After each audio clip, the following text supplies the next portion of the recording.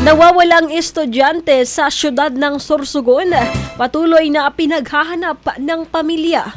Alamin natin ang buong detalye ng balita. Nasa linya si SM Romel Coro. Bicol Network News Report!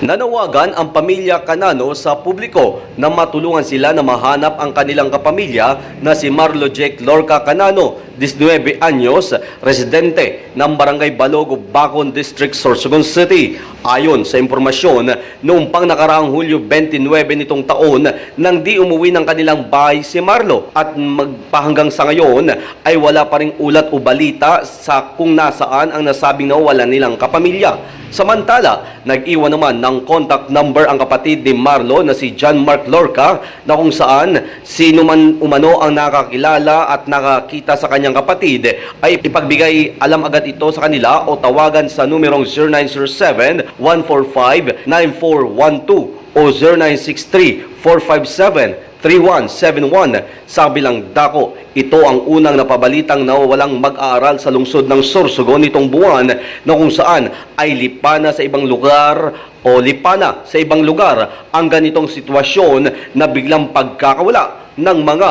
kabataan. Para sa Bicol Network News, Megawa Patrol number 5, Romel Grabador Coro, tatak, tunay na serbisyo.